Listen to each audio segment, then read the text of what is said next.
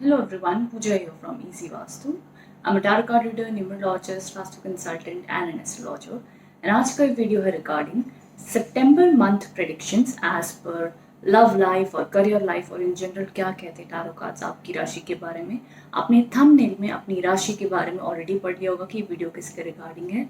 उसी के साथ साथ मैं एक और चीज़ कहना चाहूँगी, अगर आप कंफ्यूज है कि आप किस राशि के अकॉर्डिंग ये वीडियोज़ देखें, तो मैं हमेशा कहती हूँ कि आपका चाहे आप देखें ज़ोडिएक के हिसाब से, सन साइन के हिसाब से, मून साइन के हिसाब से या आपकी नाम की राशि के हिसाब से, टैरो कार्ड्स में सबसे इम्पॉर्टेंट चीज़ जो मैटर करती है वो ये है कि आप अपने आप को किस राशि से सबसे ज़्यादा कनेक्ट करते हैं। बहुत लोग इन वीडियोस को अपने मून साइन से देखते हैं, सन साइन से देखते हैं, कुछ लोग दोनों कंबाइन करके देखते हैं। सो इट्स जस्ट दैट कि आप अपने आप को कौन सी राशि सबसे ज़्यादा समझते हैं, कनेक्ट होते हैं। बिकॉज कभी भी कोई एक पर्सन, कोई एक जोडियक साइन ही नहीं होता है। पीपल, हर इंसान कॉम्बिनेशन ऑफ जोडियक साइंस के होते हैं, बट हर इंसान में एक जोडियक साइन सबसे ज़्यादा प्रोमिनेंट होता है, सबसे ज़्यादा स्ट्रांग होता है। तो उसको वो एनर्जीज पता होती है कि मैं इससे सबसे ज़्यादा कनेक्ट करता हूँ।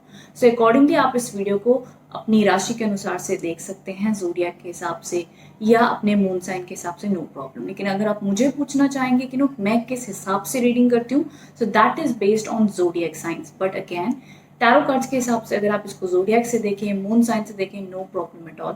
इन शॉर्ट, जो भी चीज़ आपको सबसे ज़्यादा राशि आपकी कनेक्ट करती है, आप बस उससे देखिए, बहुत ज़्यादा सोचे नहीं। बिकॉज टैरो कार्ड्स एक डिवाइन मैसेजेस हैं, इंट्यूटिव गाइडेंस है, तो वो अपने आप ही आपके लिए जो सही मैसेज होगा आप तक पहुंचा ही देंगे। वो टैरो कार्ड्स का काम होता है। रेस्ट उसके अलावा अगर आप मेरे चैनल पर न्यू हैं, so don't forget to subscribe, like and share this channel. And अगर आप डेली टैरो रीडिंग चाहते हैं, तो आप मुझे फॉलो कर सकते हैं इंस्टाग्राम या फेसबुक पर, जहाँ पर मैं डेली टैरो रीडिंग प्रोवाइड करती हूँ।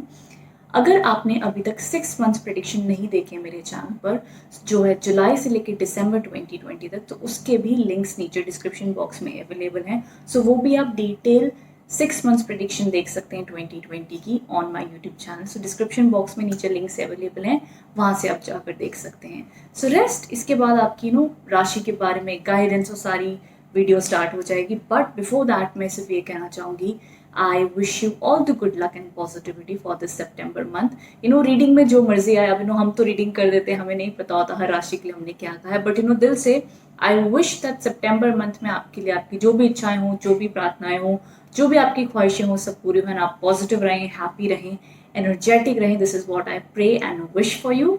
Rest, thank you so much for joining in. अभी आपकी रीडिंग स्टार्ट हो जाएगी, so enjoy the reading. Thank you so much. Hello Capricorn, so ये रीडिंग आपके लिए है। मैं वन बाय वन एक्सप्लेन करूँगी ईच एंड एवरी कार्ड का मीनिंग। सबसे पहली चीज़ कि कैप्रिकॉर्न्स कैसा फील कर रहे हैं अपनी पर्सनल लाइफ में, लव लाइफ में। सो यहाँ पर उनके लिए कार्ड आया तो 4 ऑफ स्वॉर्ड्स का कार्ड है, जो बताता है कहीं ना कहीं कैप्रिकॉर्न्स अपनी लाइफ में कुछ चीज़ों से बोर हो गए हैं, डिसअपॉइंटेड हैं, एंड वो ऐसी फेज़ में है जहाँ पर अब उनका शायद से कुछ खास एफर्ट लेने का मन नहीं कर रहा है उनकी लव लाइफ में। एंड ये स्थिति बहुत कारणों की वजह से बन जाती है, बट मैं कहूँगी इसमें कोई टेंशन लेने वाली बात नहीं है। This is just a temporary face. But जो आपके मन की स्थिति बताता है वो ये है कि कहीं ना कहीं शायद से आप समझा कर या एफ़र्ट ले लेकर थक चुके हैं। सो अब आप कुछ ज़्यादा एफ़र्ट नहीं लेना चाहते अपने रिश्तों में। कहीं ना कहीं आप परेशान हो चुके हैं, थक चुके हैं सेम चीज़ों को सोच सोच कर, समझा कर, या आप समझ लीजिए खुद ही को समझा कर या दूसरों को समझा कर, तो उस वजह से आप थोड़े से परेशान और डिस्टर्ब लगते हैं। सो मैं कहूँगी आपकी एनर्जी अब ऐसी है कि ना आप नेगेटिव हो ना आप पॉजिटिव हो, आप न्यूट्रल चल रहे हो रिलेशनशिप में। आप बस ऐसे हो कि ठीक है, मेरे को बहुत ज़्यादा नहीं करना है, अब जो होगा देखा जाएगा। आई एम जस्ट देयर, मतलब आप प्रेजेंट हो, बट ना आप बुरा चाहते हो ना अच्छा चाहते हो। आपको बस एक अपनी शांति चाहिए, दैट्स इट। अगर मैं सिंपल भाषा में कहूँ तो आपको बस आपकी लव लाइफ में सुकून और शांति चाहिए, आपको खुशी चाहिए, आपको सबकी खुशी चाहिए। आपको अब ये नहीं रहा है कि भैया मेरी ये इच्छा पूरी हो ही हो तभी मैं खुश होऊंगा या होंगे। आप बस ऐसे हो कि भाई जो हो अब अच्छे के लिए हो, अब जो होना हो जाए, भाई खुशी चाहिए। तो वो वाला एक फ्रेम ऑफ माइंड चलेगा सितंबर मंथ में, या करंट कंडीशंस आपकी ऐसी दिखती हैं। This is what I see for you Capricorns. And अगर हम आगे बढ़ते तो आपके पार्टनर कहीं ना कहीं आपको लेकर जिन लोगों की लाइफ में रिलेशनशिप एक नॉर्मल फेज पे चल रहा है, कनेक्टेड है, तो वहाँ पर ये चीज़ उनके लिए बताती है कि आपके पार्टनर कहीं ना कहीं फिर भी कमिटेड एंड पॉजिटिव दिख रहे हैं। जहाँ पर वो एफर्ट ले रहे हैं, समझ लीजिए थोड़ा सा ईगो आपके पार्टनर के साइड से आपको थोड़ा सा देखने मिल सकता है, बट मैं कहूँगी वो ईगो कहीं ना कहीं टेम्पररी ही है। बिकॉज आपके पार्टनर मुझे कहीं ना कहीं स्ट्रॉन्ग एंड कमिटेड फीलिंग वाले दिखते हैं। मतलब आगे जाके मेरे को थोड़ी से फाइट्स या डिसअपॉइंटमेंट्स या झगड़े वगैरह दिखते हैं, बट वैसे उनका स्ट्रॉन्ग अगर मैं सोल डिज़ायर देखूँ आपके लिए तो वो कहीं ना कहीं है कि उनको भी आपके साथ रहना है, वो भी रिश्तों में पॉजिटिविटी ही चाहते हैं एंड कमिटेड हैं। तो स्ट्रॉन्ग एनर्जीज उनके यहाँ से भी दिखती हैं कि भाई उनको भी लाइफ टाइम साथ रहना है, उनको भी निभाना है, उनको भी जितनी भी प्रॉब्लम्स हो फिर भी वो कम बैक करना चाहते हैं। तो उनके दिल में भी आप कह सकते हो कि प्यार लव सब कुछ है। तो वो इनफैक्ट आपसे ज़्यादा पॉजिटिव अंदर से मेरे को दिख रहे हैं कि रिलेशनशिप को बेहतर करने की उम्मीद या मैं कहूँगी डिज़ायर रखते हैं। आप भी रखते हैं ऑफ कोर्स, बट आप अब ऐसे हो गए हो कि उतना ज़्यादा नहीं करना अभी, एंड मे बी आप थक गए हो कर करके, इसीलिए आप अभी नहीं करना चाहते हैं। आपके partner is like at the level मैं कहूँगी कि जहाँ पे वो एफर्ट लेना चाहते हैं या कुछ होगा तो साथ देंगे, ये कंडीशन दिखती है। करंट सिचुएशन की अगर हम बात करते हैं कैप्रिकॉन्स आपके लिए, तो यहाँ पे आपके लिए कार्ड है तो 2 ऑफ स्वॉर्ड्स का कार्ड है, जहाँ पे मैं कह रही थी कि थोड़े से अनबन हो सकते हैं कैप्रिकॉन्स की लाइफ में उनके पार्टनर के साथ में, या चल ही रहे होंगे जहाँ पे उनके पार्टनर से कुछ कम्युनिकेशन कुछ पॉइंट्स मैच नहीं हो रहे हैं, अनबन चल रही है, ये प्रकार की स्थिति बन सकती है। ऑल ओवर अगर मैं आगे देखती हूँ फ्यूचर कार्ड में आपके 6 ऑफ स्वॉर्ड्स के कार्ड है, सो ये बताता है कि दोनों ही कपल्स में कोई छोटी मोटी चीज़ की प्रॉब्लम लड़ाई हो सकती है, कोई आर्ग्यूमेंट हो सकता है, बट मैं कहूँगी वो बहुत ही माइनर सी चीज़ है, अपने आप वो चीज़ ठीक हो जाएगी, रिकवर हो जाएगी। मान लीजिए ऐसा है कि कोई ऐसा बिहेवियर हुआ पड़ा है जहाँ पे बड़ा कोल्ड नेचर है, जब बात करो लड़ाई बन रही है, तो मैं कहूँगी ये मंथ में जितना हो सके उन चीज़ों को इग्नोर करें, कम बात करें चलेगा, लेकिन उस झगड़े को ज़्यादा बढ़ावा ना दें। बाकी जैसे हम कहते हैं ना रिश्ता अब जैसे जैसे चल ही जाएगा, मतलब मेरे को कोई एंड नहीं दिखता है, मेरे को कोई और प्रॉब्लम बढ़ती हुई नहीं दिखती। अब या तो पास में कोई चीज़ की लड़ाई हो गई है, अब बस उसकी रिकवरी करना चाहते हो, तो वो कैसी होगी, तो मैं कहूँगी धीरे धीरे होगी पर होगी। बिकॉज ये कार्ड कैसे ना, आप सिंपल भाषा में अगर मैं कहूँ आपको, तो हम कहते हैं ना भाई धक्का दे दे के रिश्ता चल जाएगा, धक्का दे दे के चीज़ें ठीक हो जाएंगी। सो उस तरीके की चीज़ें दिखती हैं कि कहीं ना कहीं अगर आपके करंट रिलेशनशिप में इश्यूज़ हैं तो वो I don't see a break, बल्कि मेरे को वो टाइम से धीरे धीरे रिकवरी होगी। अब होता क्या है कि कई बार सिचुएशन ऐसी हो जाती है कुछ सिचुएशंस में, जहाँ पर जब नहीं बनती है या कुछ सोल्यूशन नहीं निकल पाता है, तो दोनों ही पार्टनर्स एक दूसरे से कम बात करना शुरू हो जाते हैं। दोनों ऐसे हो जाते हैं कि भैया अभी हमको ना शांति चाहिए, और आप तो वैसे ही हुए पड़ो कैप्रिकॉन्स कि मेरे को भैया शांति चाहिए, बात करनी करो वरना हाथ जोड़ के आप चले जाओगे ऐसा। तो यहाँ पे एक और चीज़ इंडिकेट करती है कि अगर थोड़े टाइम के लिए दोनों पार्टीज़ में स्पेस आ सकता है जहाँ पे दोनों का मन नहीं करेगा बात करने का एक दूसरे से, दिस सिचुएशन में अराइज, बट थोड़े टाइम के बाद में रिकवरी पॉसिबल है। बिकॉज यहाँ पे ये कार्ड थोड़ी सी रिकवरी दिखाता है रिलेशनशिप्स में कि no matter what problems are going on, सितंबर मंथ के थोड़े से हम जैसे ही एंडिंग की तरफ आएंगे वहाँ पे थोड़ी सी रिकवरी पॉसिबल है। जैसा कि मैंने कहा बहुत स्ट्रॉन्ग या बड़ी रिकवरी मैं नहीं कहूँगी, बिकॉज ये ऐसा कार्ड है जो हम कहते हैं कि भाई ठीक है थोड़ा सा एक दूसरे से कम बात करो, थोड़ी सी जो भी नेगेटिव फीलिंग्स आ गई उसको भुला दो, टाइम दे दो, एडजस्टमेंट कॉम्प्रोमाइज़ कर लो, तो धीरे धीरे बेहतर हो जाएगा। तब तक उस चीज़ों को थोड़ा सा टाइम है। बाकी ऑफ कोर्स अगर माइनर, तो मैं इन शॉर्ट अगर कहूँ माइनर इश्यूज़ है तो not a problem at all, वो रिकवरी हो जाएगी। इनफैक्ट बड़े इश्यूज़ में भी कहीं ना कहीं रिकवरी पॉसिबल है। Still I can say that just because ये एक कार्ड है। परसेंटेज वाइज अगर आप मेरे को पूछोगे कि कितने % चांसेस हैं कि सितंबर में सब कुछ अच्छा हो जाएगा अगर कोई प्रॉब्लम चल रही है, तो मैं कहूँगी अगेन मैं सेम चीज़ कहूँगी, सब कुछ पूरी तरीके से ठीक नहीं हो पाएगा बिकॉज उस चीज़ों को टाइम लगेगा। सो आप कह सकते हो 10-20% रिकवरी हो सकती है रिलेशनशिप में, धीरे धीरे बात होना शुरू हो सकता है, कम्युनिकेशन हो सकती है, उस तरीके की चीज़ें पॉसिबल हैं if there have been any problem. And ये सारी चीज़ें दिखती हैं। अगर हम आगे वैसे रिलेशनशिप में एक और चीज़ पूछी जाती है आगे बढ़ने से पहले, मैं कह दूँ कि कम बैक होगा कि नहीं, किसी पर्सन के लिए अगर वेट करें तो वो कम बैक पॉसिबल है, तो कम बैक के लिए किसी के आने के चांसेस कम हो जाते हैं ये वाले कॉम्बिनेशन से, तो मैं कम बैक नहीं कहूँगी।